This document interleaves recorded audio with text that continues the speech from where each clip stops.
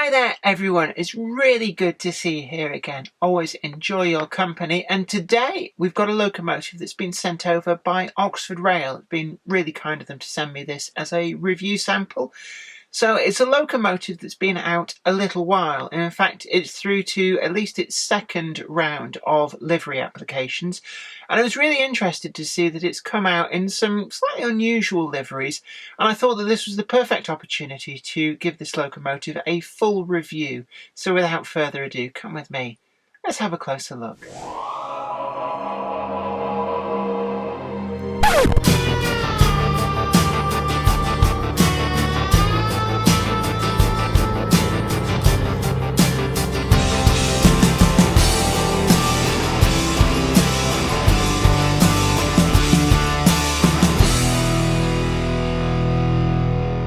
So here is the model from Oxford Rail, and they were really kind to send over this review sample for me to take a really good close look. It's code OR76DG009, and this is the Dean goods, but it's in the Rail Operations Division, or ROD livery. And this is suitable for around the First World War, so it's very firmly in the Era 2 period. And we've been seeing more and more models coming out in liveries to suit this period with a kind of a war theme going on. We've had the Bosch Buster from Oxford Rail. We did a full review of that, and actually I was really impressed by that model. And this locomotive in this livery is the perfect accompaniment to that. And indeed, if you're interested in getting this model or the Bosch Buster or any of the other similar liveries that this model is available in, then we've got some links down below in the description box just to help you find them quickly and easily. So let's get this out of the box. And it's a model that originally, when it came from Oxford Rail, it was the first locomotive that they brought to the market. And it's a Dean goods, and it's a model that has been in the range of another manufacturer for, well, longer than I can remember. And indeed, one of the calls that a lot of people have made about it was that it was ripe for an upgrade, and Oxford Rail stepped up to the mark, and as their very first release they took on that model and produced this. So in the box we do get a leaflet which has all of the details of maintenance, but also gives you the full background of the class. You can find a lot of this information on Wikipedia, but essentially designed in 1877. So these are actually quite old locomotives, even by the time of the First World War. And in the outbreak of war, a lot of these were called up for use. They were requisitioned by the military, the Rail Operations Division, which was the part of the military that dealt in running railways, in maintenance, supply lines, that kind of thing. And what you've got to remember is that back then, road transport was not really a viable thing to any great extent. If you wanted to move things overland a long way, the best way to do that was by train. So the Rail Operations Division existed to do just that. And at the outbreak of war, they requisitioned a whole load of different locomotives from different railway companies, and one of them was the Dean goods from the Great Western Railway. And they were sent pretty much all over the world. They got out into, I believe, as far as parts of Russia, places like possibly Azerbaijan.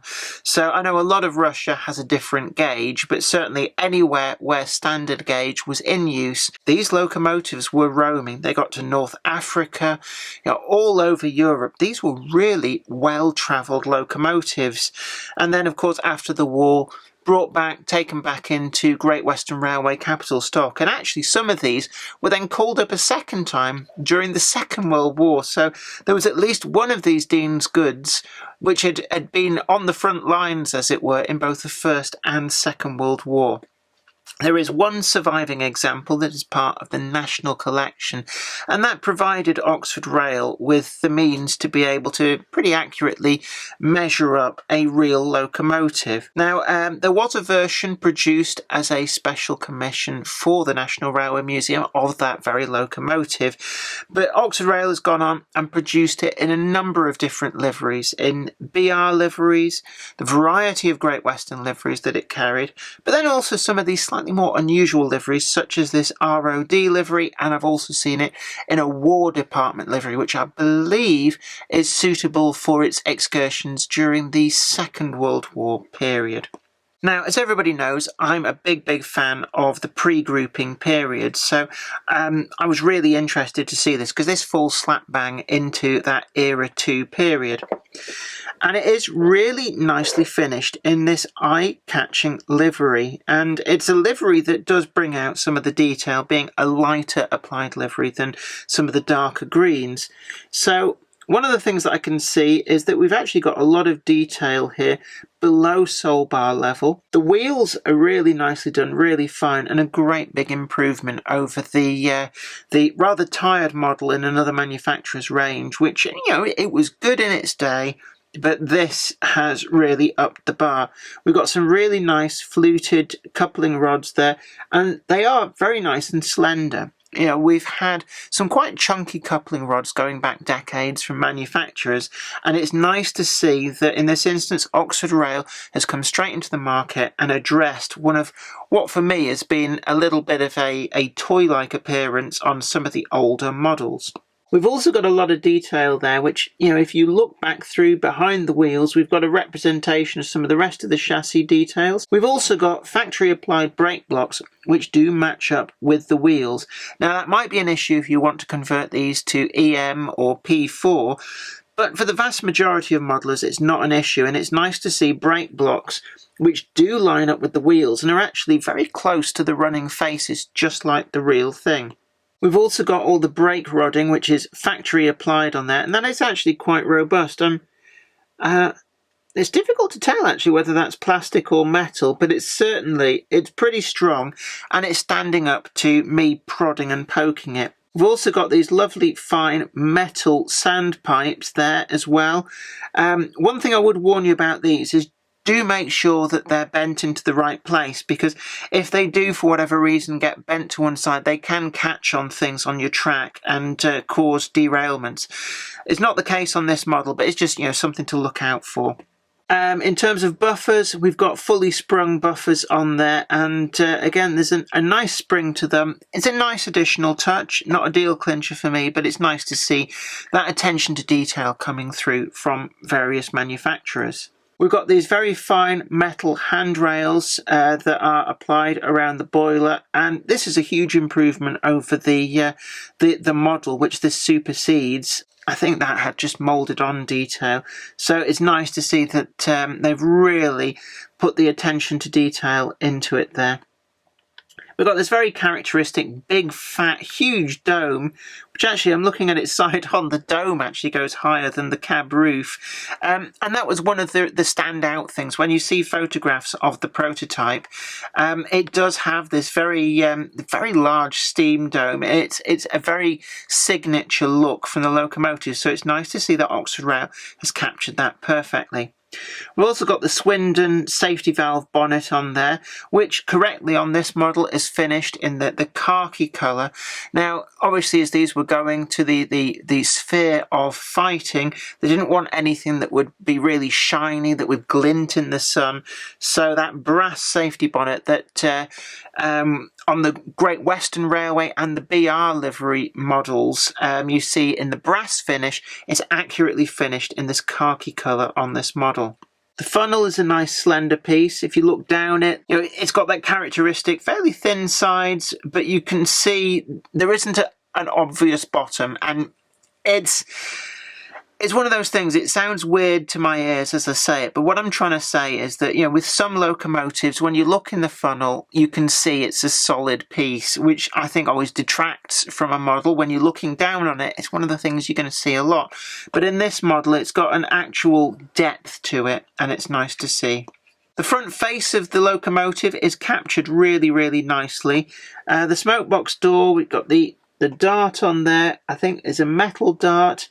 And it actually does look, I'm just looking there at the hinges, they are very, very fine hinges on there. I don't think it opens. No, it doesn't open, but it does look like it could, if, you know, that makes sense. The level of detail on that is really, really crisp and sharp. We've also got the buffer beam detail itself. The red on that is very nicely finished. There's no bleed over to the black at all. And then we've got these separately applied lamp irons on there. They are a very nice, fine, detailed piece. And a coupling draw hook is in there, factory fitted, along with a vacuum brake pipe. But there's no actual 3-link coupling. But I'm looking at it to one side. That is certainly something. In fact, I'm going to look at the detail pack as supplied. In fact, yes, there they are. 3-link couplings are supplied in the detailing pack, so you can add them if you want. I might actually add one to the front of this model. You can see we've got a NEM pocket there, but out of the box, the actual coupling itself is not in there. And you can actually, the actual NEM pocket is removable. If you get a small jeweler's screwdriver, you can actually remove that from the little triangular shaped slot at the back if you don't want that to protrude there. So it is removable. Conversely, if you want to have a coupling on the front of the locomotive, and it can be quite useful because these locomotives would have worked tender first in a variety of applications, there is a slimline tension lock coupling in the bag. Whilst I've got the bag here, we've also got some extra pipework detail and also some brake rigging to be fitted underneath the locomotive. It's not a deal clincher. If you don't add it, it's not obvious, but it is there if you want to add that underneath. Whilst I've got it upside down, I'm also going to show you the drawbar assembly. And I've talked about this in other reviews that in particular, there's another manufacturer that's very good at doing this. It's fastened at both ends.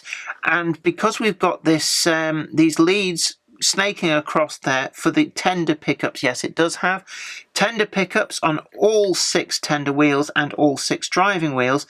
And because the DCC socket is in the tender, it necessitates these wires and plugs, but by having the drawbar screwed at both sides, it takes any stress and strain off that. So that is a good addition. You can unscrew them if you, for whatever reason, need to part these. There is a tool you can get to unplug this from the tender, but it means there's no risk of accidentally putting stress on that cable.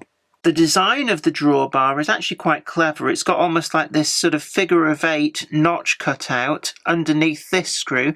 If you want to couple these closer together, say if you've got much more gentle curves on your model railway and make it look a little bit more prototypical, you can, because if you loosen this screw off, you can move the two closer together. That screw then falls into the second part of that drawbar and it will then hold them together in a closer configuration. So that is actually a really nice touch that I've not particularly seen on other models.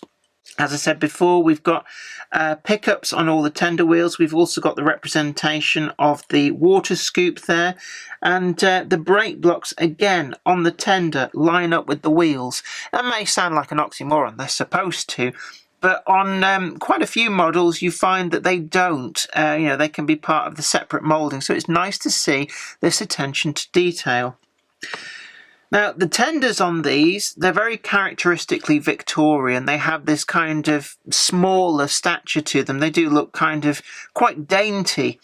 And on this model, that is very accurately reproduced. We've got this sort of flanging out at the top, which widens out, all accurately reproduced. The Tampo printed lettering on there is very, very sharp. I'm looking nice and close on there, and I can't see any trace of fuzziness on this lettering, and that is nice to see. It should be sharp, and it is sharp on this model. There's also Tampo printed, there's a D on the cab side there. I'm not entirely sure what that means. It'll be something to do with its War Department usage. It may be something to do with a classification for route availability. Of course, these were straying out into places all across Europe and beyond. You needed to know whether it was going to overload bridges or anything like that, I guess. So that may be something to do with that. The rear face on the tender, we've got separately applied handrails on there, again painted to match the colour, and they are actually nicely applied. They don't look flimsy in any way. Nicely in there, we have the tension lock slimline coupling there in a NEM pocket on the back, and again We've got the sprung-loaded buffers, the red buffer beam, there's no bleed over around the edge, and we have factory applied a vacuum hose on there as well. One of the other features that I do particularly like, we've got these guard irons there, and they have been factory applied. There's some spring in them, so they will stand up to a bit of abuse and catching things, but they nicely line up, if you just see there, with the faces of the wheels as per the prototype, and they do look particularly good on this model. Turning to the top of the tender, we've got a moulded coal load in there, and it is one area where I would say that this model could be improved by the addition of a dusting of crushed real coal glued over the top. There is space to do that, and it would improve the appearance on there, in my opinion. We also have these toolboxes here, and you can tell that these are separately applied detail by the crisp demarcation between the khaki colour and the black colour. So that is really nicely done, and it just shows that there is a deeper attention to detail here with all of these various different addition of pieces. We've also got this strange, almost a tuning fork type appendage on there, and I think that's for fire irons. We've got like a little cutaway at the side there, and I think that they may have carried fire irons just sort of strung across there. I'm looking in the detail bag. It doesn't appear to come, no, it doesn't come with any, but certainly as detailing and personalisation of your locomotive, the fittings are there to add these, and they can be bought from a number of different suppliers as an etched brass piece, which would improve the look on there. Turning to the inside of the cab, we have got a wealth of tempo printed backhead detail, and actually the somewhat open array of this cab does lend itself to showing off this detail. Again, crisp demarcation between the different colours.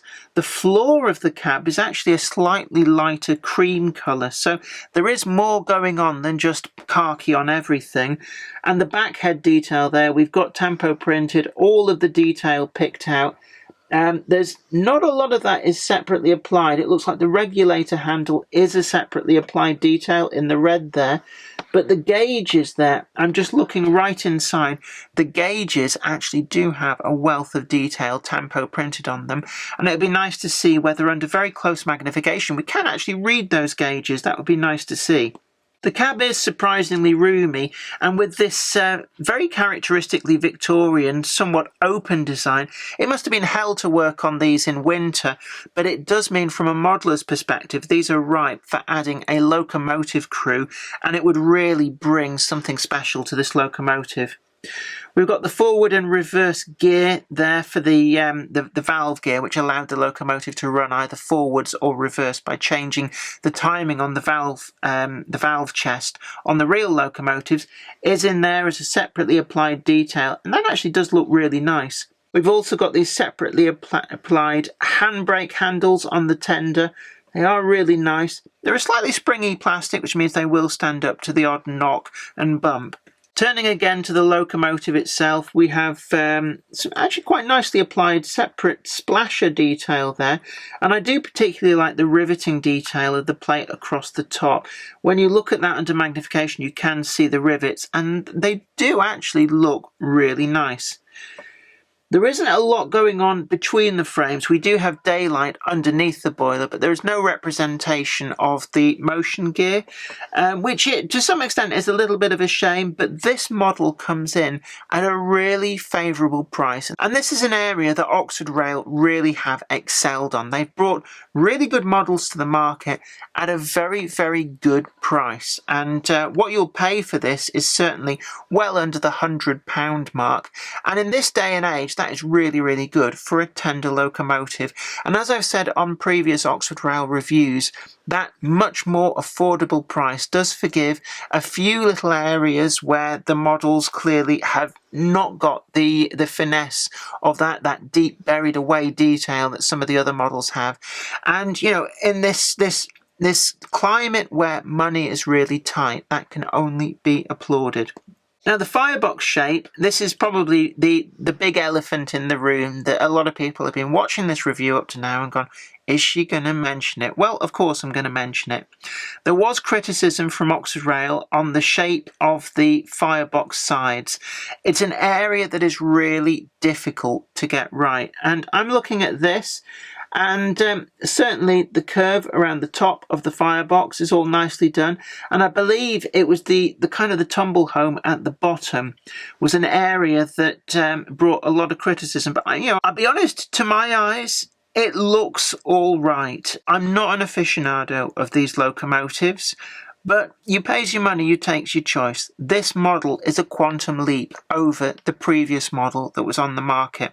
It is locomotive drive, it is all-wheel pickup, and it is DCC ready with an 8-pin plug, and it can even be sound fitted too. Indeed, Oxford Rail have announced and are bringing to the market sound fitted options at a price that actually isn't that much more than you would pay just for the sound chip from other suppliers. So these offer immense value for money, and it's that value for money in my book which does forgive a few little foibles. Now, if the side of this firebox isn't quite right, it is certainly very, very close.